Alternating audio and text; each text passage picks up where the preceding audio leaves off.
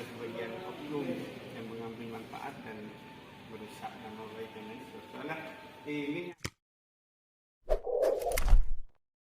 malah ada sebagian oknum yang mengambil manfaat dan merusak nama baik Kemensos. Soalnya ini nyaman Pak. Kemensos RI. Kemensos RI. Yang bagikan dinsos kamu bakalan. Ini yang sidak pagi ini nggak? Apa yang ditemukan dan akan dilaporkan ke provinsi atau seperti apa? Iya, ini kan sebenarnya berawal dari statement Presiden kita Pak Jokowi bahwa banyak anggaran bansos yang mandek, gitu ya. Mandek dalam artian belum juga didistribusikan ke masyarakat yang berhak, yang terdampak oleh PPKM Mikro, Darurat, dan yang sekarang level 4 nyambung ke tanggal 9 Agustus. Nah, kenapa saya ke sini? Karena saya satu dari Komisi E di Provinsi Jawa Timur yang menaungi Dinas Sosial. Ini kan sempat viral kemarin, ya, viral karena ada TIKOR, Tim Koordinasi Kabupaten Bangkalan, yang komplain, ya, dan ngamuk-ngamuk. Kemarin saya lihat di videonya itu dengan kondisi beras yang dikirim oleh, yang sampai detik ini saya dan masuk Pak Kadinsos ini nggak tahu dari pihak mana. Tapi yang jelas ini bungkusnya adalah Kemensos. Jadi ini tulisannya bantuan beras PPKM darurat Kemensos RI tidak untuk diperjualbelikan. Ini anggaran tahun 2021. Nah, untuk meyakinkan kondisi yang sebenarnya, saya berinisiatif untuk ke sini. Tadi pagi saya pamit ke Ketua Komisi E, Bu Reni, yang sebagai Ketua Komisi E dari Partai PDIP, ya. Kebetulan Kemensos juga dari PDI. Jadi saya hanya ingin mensinkronkan, ingin membantu niat baik Kemensos. Beliau sepenuh hati untuk membenahi tata kelola bantuan sosial yang dikirim oleh Kemensos sendiri. Mereka beliau menurunkan tim di mana-mana, termasuk di Bogor tempoh hari. Kebetulan teman saya yang diutus, banyak temuan memang. Nah, ini sekarang menambah fakta lagi bahwa niat baiknya Bu Kemensos dan jajaran Dinas Sosial Provinsi maupun di Kabupaten ini tidak sejalan ketika, ya, melibatkan pihak ketiga. Ya, ini saya tidak kemudian menyalahkan Kementerian Sosial. Kita harus berterima kasih karena Kementerian Sosial sudah menganggarkan beras untuk bansos ini, dampak untuk PPKM darurat. Hanya saja yang perlu diawasi adalah bagaimana rekanan yang diikut untuk terlibat dalam pengadaan beras ini. Ini informasinya dikirim dari Gresik. Tapi pihak mana yang mengirim kita belum tahu. Ini nanti akan saya bahas dengan teman-teman di Komisi E untuk kita cari tahu. Kita akan panggil Kepala Dinas Sosial Provinsi bila perlu Pak Kadinsos Bangkalan untuk sharing kita.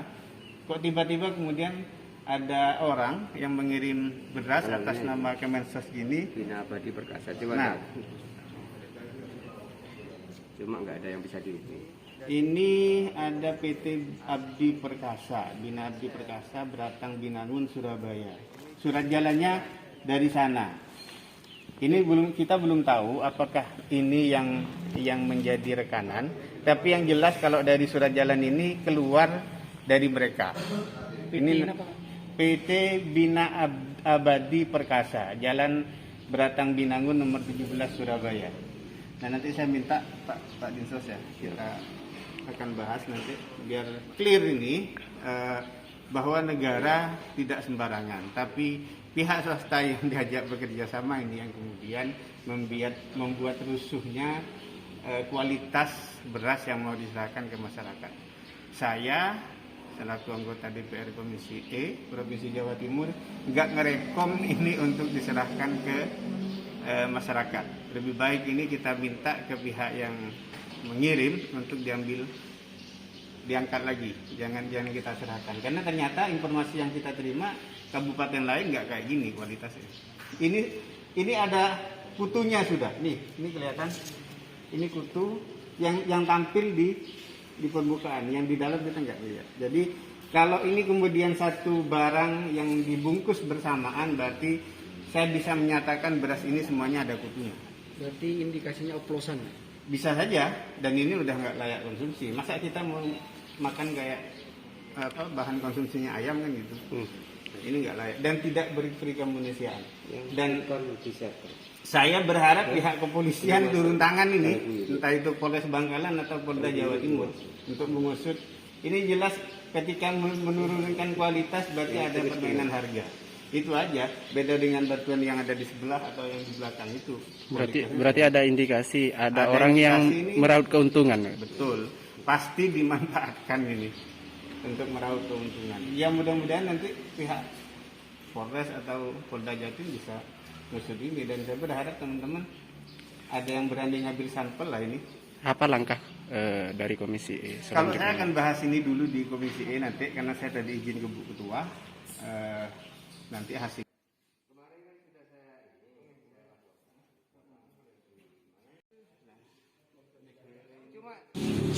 Pak Kadis, awal mula ditemukan beras ini tidak layak pakai, gimana Pak Kadis? Ya, kan tanggal 31 ya Pak Kadis ya. Ya, itu kan beras datang dan kebetulan saya kan tidak ada. Jadi setelah kita cek, ternyata kondisi berasnya tidak layak. Dan di grup Kadinsos Sejatim itu sudah saya sampaikan, artinya bahwa beras yang ada yang dari Kemensos ini kurang layak. Gitu. Nah, ternyata kemarin datang lagi. Saya sampaikan lagi ke Kadinsos Provinsi. Pak Kadinsos ini kok datang lagi sama berasnya kondisinya. Mohon izin artinya gimana, kita petunjuk. Ternyata dari Kadinsos Provinsi sudah, karena ini hanya kita penyalur aja, ya kita terima aja. Berarti ini sudah kedua kalinya Pak Kadis? Sudah kedua kalinya, ini kan 1.500. Oh, yang di dalam itu 1.500. Ya, Yang kemarin 3.000. yang kemarin itu 1.500 juga. Nah, setelah 3.000 ya 1.500 kedua, total 3.000. Berarti yang 1.500 sudah disalurkan terhadap Sudah dikembalikan. Oh, sudah dikembalikan. Tapi yang ini belum Belum, kan truknya kan tidak bisa, ngangkut kan tidak bisa. rencananya Pak, ini yang sudah datang ini Pak mau diapain Pak? Ya kan rencana untuk ini, untuk KPM ya di luar dari penerima PKH kan sudah dapat itu dari Bulog itu BST, BBNT dan juga BNPDB. Tapi dengan kondisi beras yang seperti itu Pak, nggak mungkin dibagikan. Ya nggak mungkin, kan resiko nanti terulang lagi yang BSP dulu dari Bulog itu. Harapannya agar diganti Pak ya? Ya. Cukup. Siap.